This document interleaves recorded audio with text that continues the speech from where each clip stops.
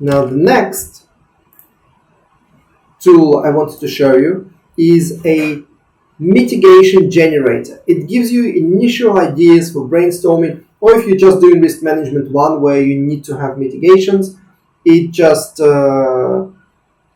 allows you to quickly generate some initial thoughts. So type in the risk, I just copy paste it from the previous AI model, location, UK, industry, banking.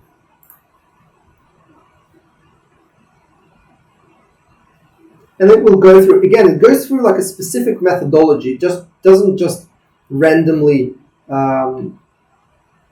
go send an API call to ChatGPT and then gives you feedback. No, it goes through quite a big transformation along the way. And if you literally copy pasted this and typed it into a ChatGPT, you would get a completely different answer. So it breaks down the risk into potential causes and consequences of the risk, and then it tries to address each of the potential causes with a mitigation. And again, you have this opportunity to continue the conversation and ask follow-up questions. Like for example, what else? I am in loan business. You give more context. The more context you give, the better the answers that you would get.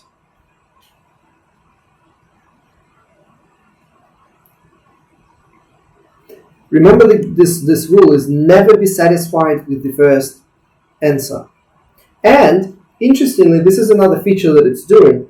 It's actually going and searching for relevant, up-to-date information online to inform its response. So it's giving you kind of the most up-to-date information with some relevant facts here. Give me more statistics. Let's see if it comes up with anything useful. The key point with AI models is don't get discouraged. Keep asking, keep pushing, because then what it will give you will be just mind-blowing for us as risk professionals. I mean, I have probably without a doubt was able to replace 2 or 3 full-time risk managers with various AI models that we've created. Now, I'm saying replace, but that's not actually what happened, because I never had the extra 3 risk managers that I had to fire. That's not how it works. I was limited to my current resources to what I could do with my existing team. So, for example, we couldn't do a risk assessment for every contract that was going up for approval. We could only do it for like few very significant contracts.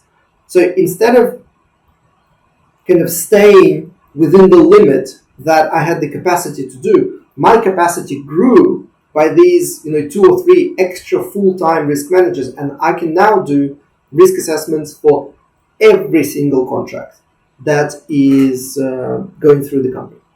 So that's another tool that I wanted to share with you.